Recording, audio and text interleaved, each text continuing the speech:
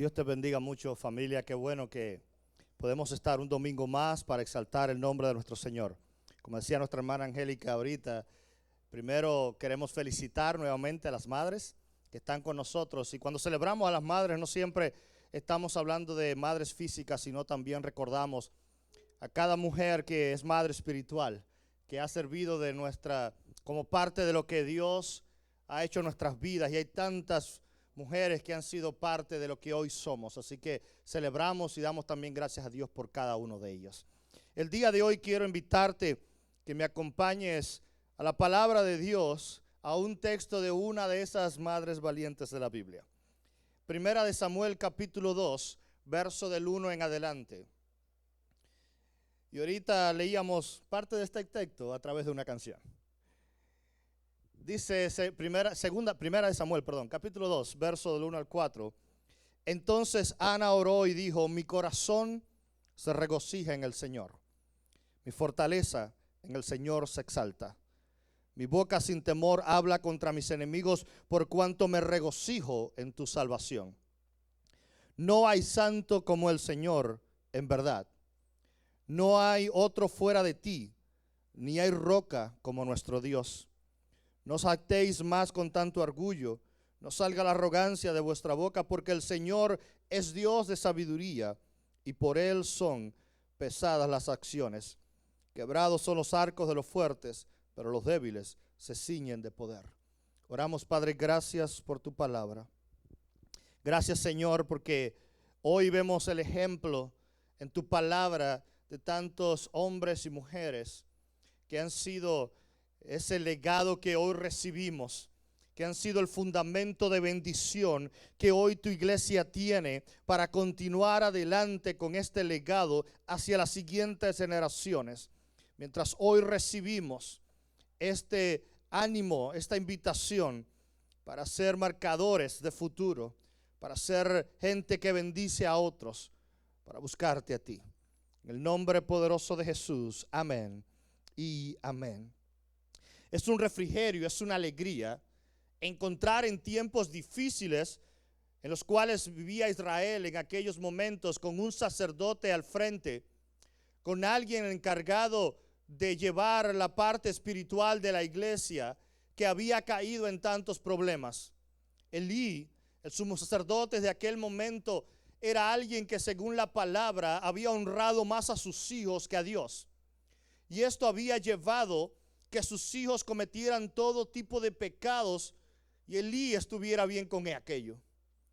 Era un tiempo donde la parte espiritual estaba decayendo. Y qué bueno encontrar en tiempos en los que la palabra de Dios escasea, en tiempos donde el pecado abunda, en tiempos donde las cosas parece que no funcionan y no se levantan, encontrarse a mujeres como Ana, encontrarse a personas como Ana. Y este cántico que estábamos leyendo, porque eso es un cántico, es una oración en forma de cántico de Ana, es una alabanza a Dios. Pero aquellos que conocen la historia recuerdan que Ana no siempre había estado contenta. Ana no siempre había estado alegre. Ana no siempre tenía una palabra de cántico en sus labios, porque les decía, eran tiempos difíciles. Y cuando tú vas al primer capítulo del libro de Samuel, nos damos cuenta que en la vida de aquella mujer encontramos a alguien que se sentía triste, alguien que tenía dolor en su corazón, alguien que estaba enfrentando problemas, alguien que no tenía un futuro demasiado brillante delante de ella. Dice la palabra en el versículo 15 de Primera de Samuel, capítulo 1, pero Ana respondió y le dijo: no, Señor mío, soy una mujer angustiada en espíritu, no he bebido vino ni licor, sino que he derramado mi alma delante del Señor. Este es el momento en el cual Ana, siendo una mujer que estaba dolida por no ser capaz de tener hijos, se derrama toda su alma, la amargura que había en su interior delante de Dios. Sabes que cuando estamos amargados de espíritu, cuando nuestra alma está llena de problemas, tenemos dos opciones en la vida. La opción número uno es ir a quejarnos con alguien más que la mayoría de las veces no podrá resolver nuestro problema. Y la otra opción es la que tomó Ana, ir a derramar sus penas, su angustia delante de Dios. Escucha la frase específica que está diciendo Ana. Dice, soy una mujer angustiada de espíritu. Estaba tan angustiada que el propio sumo sacerdote creyó que estaba borracha. Gritaba, se derramaba delante de Dios. Y los demás no podían entender lo que estaba viviendo y el dolor que estaba sufriendo, porque los demás no pueden entender tu dolor y mi dolor. Porque aquel que no está en nuestros zapatos no puede entender lo que sufrimos y lo que vivimos. Aquel que no ha pasado el mismo desierto, quizás ha tenido un desierto diferente, pero no siempre puede entender lo que hoy pasamos cada uno de nosotros. Es la palabra de Dios que no la entendieron, pero ella se decidió ir delante de Dios. Y aquel dolor era causado, número uno, por no tener hijos. Y número dos, por ser alguien a la cual sus propios enemigos, dice la palabra de Dios, que la escarnecían todo el tiempo, se burlaban de ella todo el tiempo.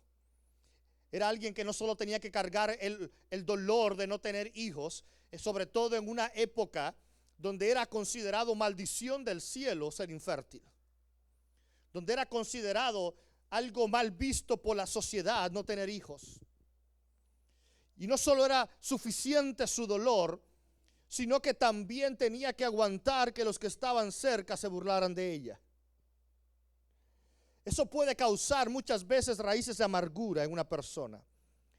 Y no siempre puede simplemente quedarse en una parte estéril como mujer, sino que muchas veces trae incluso problemas en el alma y en el corazón cuando comienza a amargarse una persona. Pero la palabra dice que esta mujer no solo era alguien que había recurrido a Dios en su problema, sino que dice la palabra de Dios que tenía una naturaleza sensible. Porque hay un problema cuando la gente empieza a endurecer sus corazones.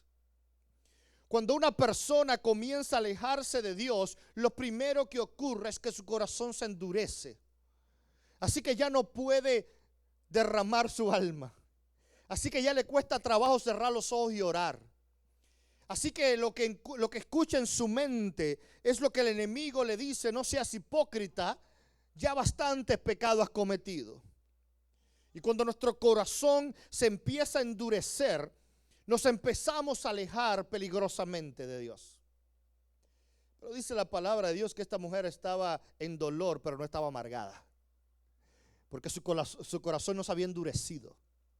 Su corazón sabía dónde estaba la respuesta. Y mira lo interesante. En una sociedad, sobre todo mayormente patriarcal, en una sociedad donde mayormente los hombres son los que tenían todo el peso, donde los hombres eran los que tomaban las decisiones, en una sociedad donde las mujeres eran excluidas mayormente, vemos a un hombre que era incapaz de entender a una mujer, y vemos a una mujer que era capaz de llegar a Dios. Había hombres incapaces de conectar con Dios y saber lo que aquella mujer estaba pasando. Había hombres incapaces de discernir el problema, pero había mujeres sensibles, capaz de conectar con Dios en su dolor.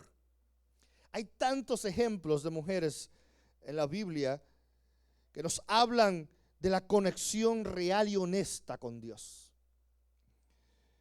Pero ¿sabes? Su actitud fue una actitud de decir: mejor me vuelco a Él. Mira el verso 10. Dice ella, muy angustiada, oraba al Señor y lloraba amargamente. Esa era Ana.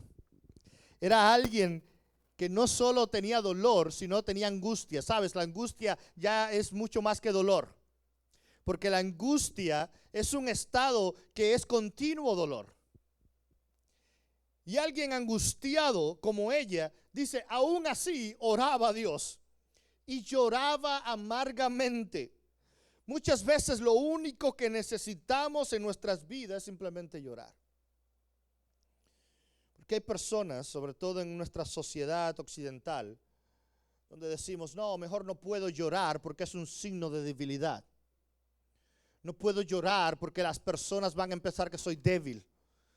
Y nos han enseñado una cultura donde tenemos que ser fuertes, donde no podemos decirle a nadie que nos sentimos mal, donde incluso en las iglesias peligrosamente se ha predicado por mucho tiempo una falsa doctrina donde te dicen tú tienes que tener una mente positiva todo el tiempo y nunca te puedes quejar.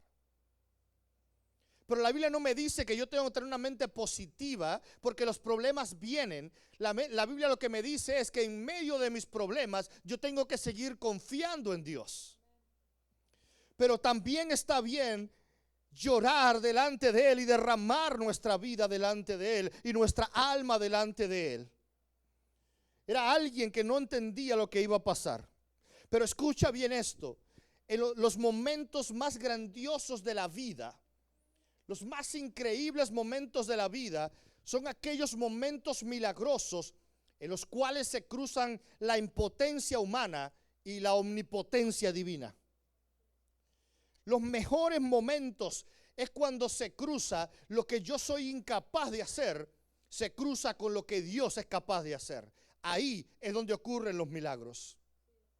¿Por qué? Porque yo soy incapaz de hacerlo y es cuando Dios entonces hace situaciones imposibles posibles. Y es donde invitamos a Dios a intervenir, donde el hombre no puede intervenir. Y es donde vemos su mano glorificarse y es glorificado su poder. Ahí es la diferencia. Cuando aquellas cosas que parecen que no puedo controlar, Dios las hace posibles, como en la vida de Ana. Una de las cosas que más disfruto en mi niñez, aunque a mi esposa no le gusta, es la parte en la que llovía en mi casa. Como niños, no sé tú, pero mis amigos y yo disfrutamos correr bajo la lluvia. A ella le gusta la parte de correr sobre la lluvia, no correr sobre el lodo. Pero a nosotros nos gustaba mucho. Corríamos por todas nuestras calles bajo la lluvia. Pero recuerdo una época en la adolescencia en la cual nuestro país tuvo más de 10 años de una sequía bastante fuerte. Y recuerdo que cada gota de agua eran una bendición literal, porque los estanques estaban secos, porque los ríos estaban secos, y cuando hay una sequía no hay alimentos, y bastante poco alimento hay en Cuba para que encima no se pueda cosechar. Así que asimismo se sintieron quizás aquellas personas que ven y experimentan sequías prolongadas cuando cae una gota de agua. Algo así ocurrió en el primer siglo antes de la generación de Cristo. Había una sequía tan fuerte que azotaba toda la región que llevó literalmente a las personas a pasar hambre.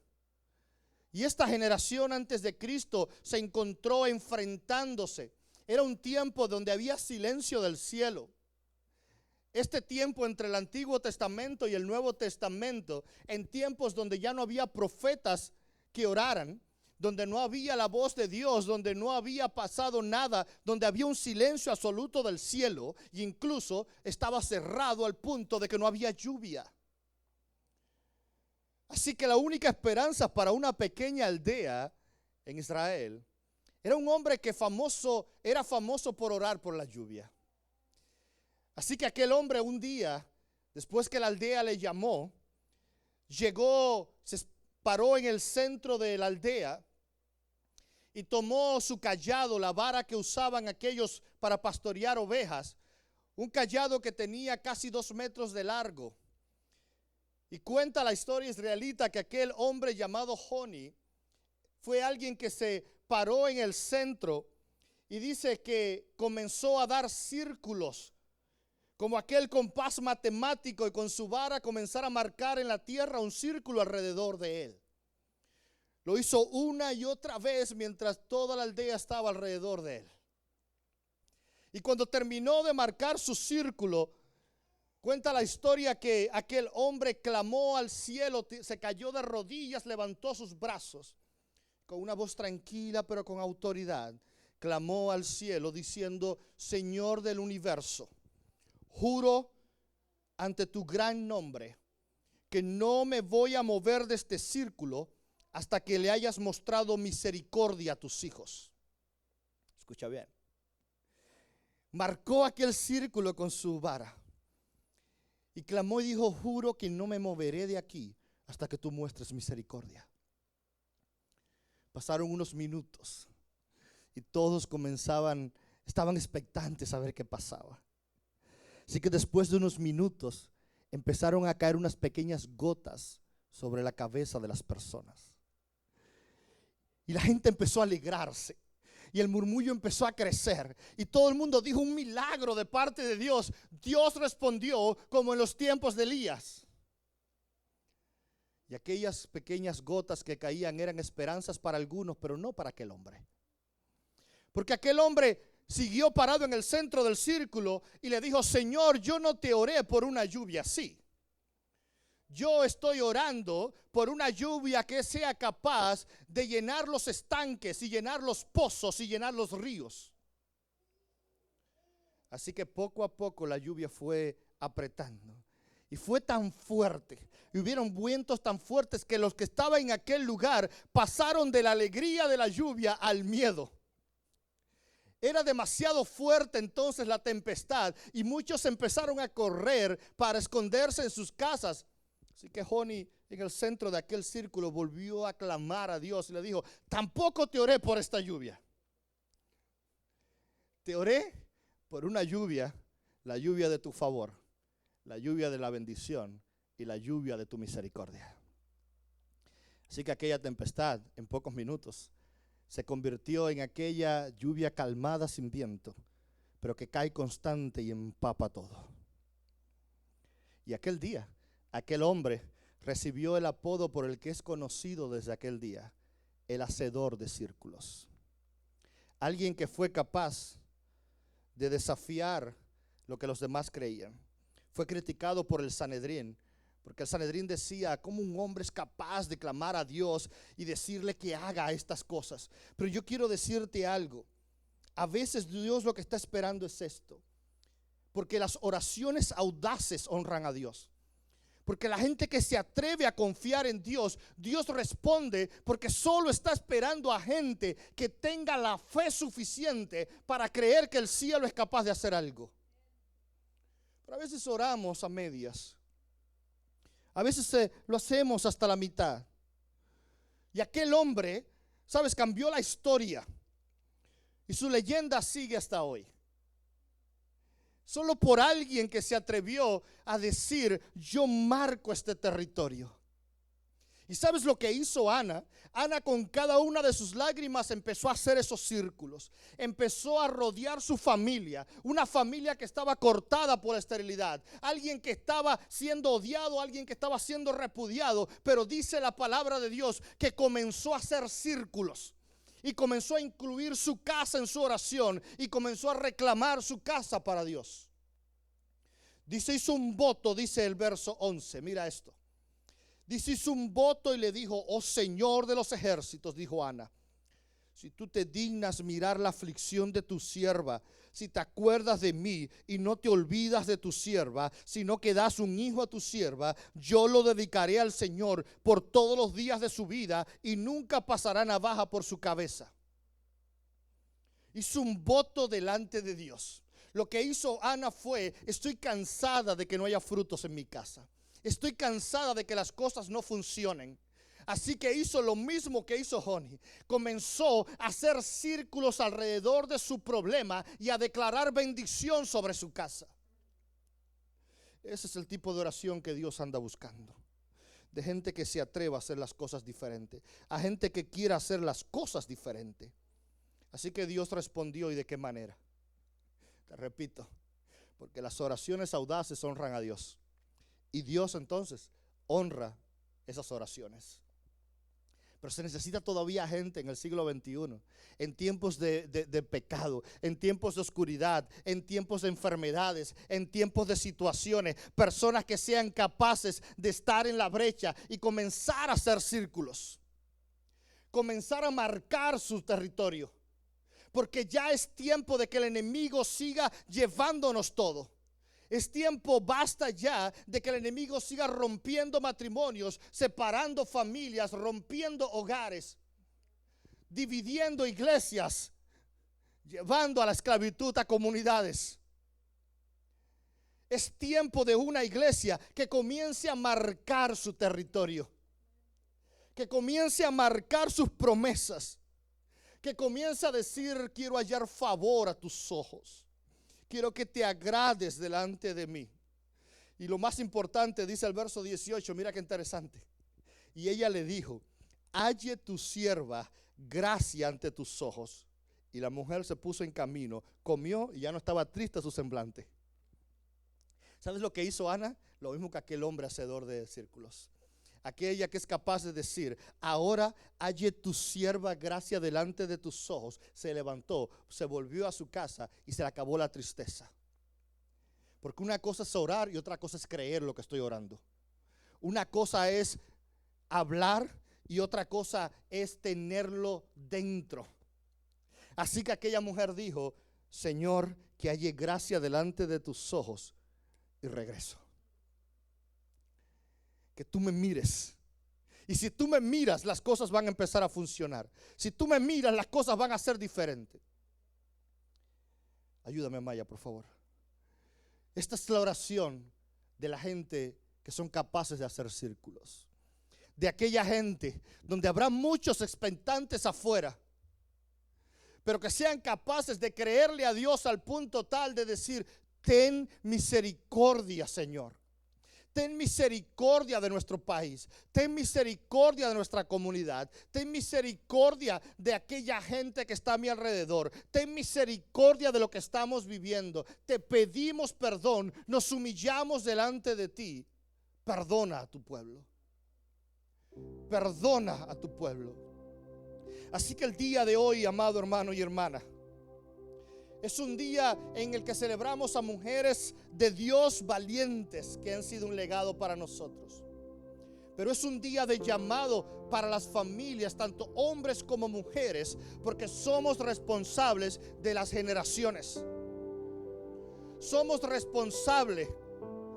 Y sabes, quiero que entiendas esto. Si tu padre o tu madre quizás no fueron todo lo que tú pensabas, o todo lo que tú hubieras querido que fueran, aún así, eso no nos da la excusa de estar amargados. No es excusa. ¿Sabes por qué? Porque hemos crecido. Porque tenemos la oportunidad de nosotros hacerlo diferente. Pero quiero decirte, tus padres y mis padres lo hicieron lo mejor que pudieron, con sus virtudes y con sus defectos. Pero tú y yo tenemos hoy una responsabilidad de la siguiente generación. Tú y yo tenemos hoy la oportunidad de ser luz en medio de las tinieblas. Pero es tiempo de empezar a tomar el cayado. Es aquella misma pregunta que Dios le dijo a Moisés: ¿qué tienes en la mano, Moisés? Moisés le dijo: es simplemente un palo. Nada puedo hacer con esto. Dios le dijo: levántalo, úsalo. Así que aquel hombre tomó esa misma promesa y lo que tenía en su mano era un palo también, pero era un palo que podía marcar el territorio. Así que marcó su círculo y dijo: aquí está la misericordia de Dios. Iglesia, ¿qué tienes hoy en tu mano? Que hoy Dios te ha puesto en las manos para que seas capaz de marcar bendición para tu familia y para tu comunidad. ¿Qué tienes hoy que puedes empezar a usar? ¿Qué tienes hoy que puedes empezar a bendecir a otros? ¿Qué tienes hoy que puede marcar la diferencia en la vida de otros? Es tiempo de hallar favor delante de Él. Así que yo quiero invitarte que hoy terminemos con una oración. Una oración basada, ¿sabes en qué? Una oración basada en la bendición de parte de Dios para nuestra generación. Es hora de orar por nuestros hijos. Es hora de orar por nuestro hogar, por nuestros matrimonios, por nuestras familias. Y yo siempre insisto en la bendición de Dios sobre las familias. Porque es que no podemos tener una iglesia bendecida y una comunidad bendecida si no hay una familia bendecida. No podemos ser, como dicen en mi pueblo, podemos ser luz de la calle y oscuridad en la casa. No podemos intentar que haya bendición en la calle si no empieza en mi casa. Así que yo quiero invitarte a que cantemos una última canción.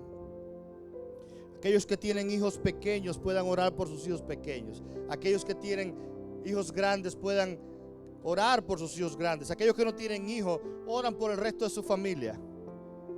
Pero decir: Señor, necesito tu bendición sobre nosotros. Yo quiero invitarte que te pongas en pie mientras terminamos el día de hoy.